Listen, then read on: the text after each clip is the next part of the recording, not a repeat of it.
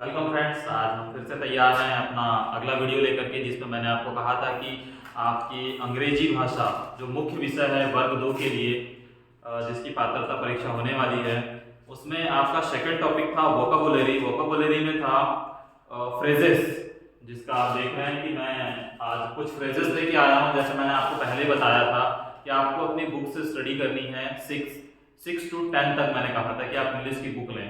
उसी में से मैंने फ्रेजेस निकाले हैं। 8th क्लास की बुक में ये फ्रेजेस दिए हुए हैं, जिससे कि पिछले बार जो मैंने ग्रेड 2 की एग्जाम दी थी इंग्लिश से, उसमें कैटल वाला और स्टिक वाला, ये दो फ्रेजेस आए थे एग्जाम में, जिस पर क्वेश्चन किया गया था। बहुत सारे ऑब्जेक्टिव्स थे, जिसमें कि स्टिक वाला और ये कैटल वाला दो फ्रेजेस आए हुए थे। तो इसी 8th क्लास की बुक से मैंने ये कुछ फ्रेजेस 10 फ्रेजेस निकाले हैं, जिसको मैं आपको बताऊंगा कि किसमें क्या आएगा।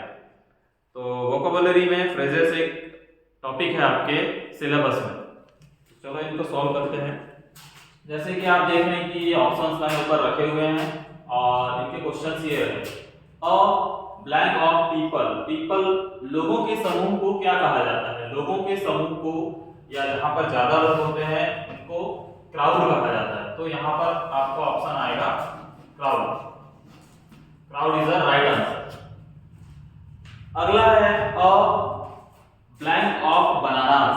बनाना, केले के समूह को क्या कहा जाता है? तो केले के समूह को बंच कहा जाता है। इसका राइट आंसर है बंच। जैसे कि ग्रेप्स का भी बंच होता है, वैसे ही बनाना का भी बंच होता है।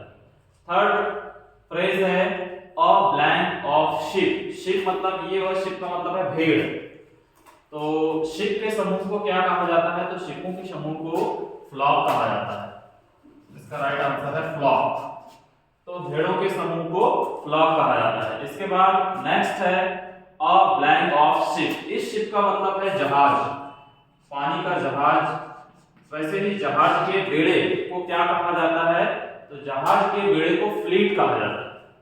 जहां पर बहुत सारे पानी के जहाज हो, उनका समूह हो, उस बेड़े को क्या कहा जाएगा? तो उसको फ्लीट कहा जाता है। पानी के जहाज वाले समूह को फ्लीट कहा जाता है। इसके बाद नेक्स्ट फ्रेज है अ blank of cattle. Cattle means होते हैं मवेशी, पशुओं का समूह। अब मवेशियों के समूह को क्या कहा जाता है? Blank of cattle. तो पशुओं के समूह को कहा जाता है हर्ड।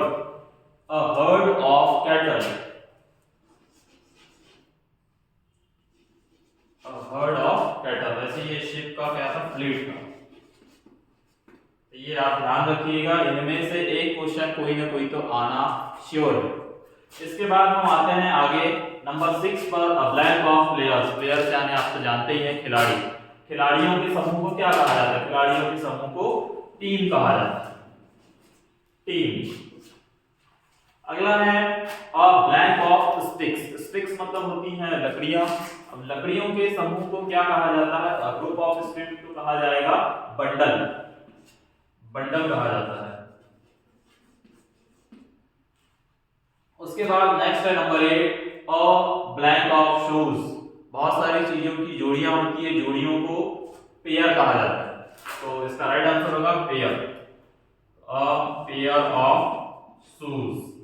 नेक्स्ट है number 9 a blank of stars. तारों के समूह को क्या कहा जाता है? तो तारों के समूह को कहा जाता है क्लस्टर। ध्यान रखिएगा, ये हमारे डेली यूज में नहीं रहते हैं, इसलिए हम इनको सॉल्व नहीं कर पाते हैं एग्जाम में जब आता है। नेक्स्ट नंबर 10 है N blank of soldier. Soldiers मतलब होते हैं सैनिक। सैनिकों के समूह को कहा जाता है, आप तो जानते ही हैं, तो बहुत फेमस नाम है आर्मी।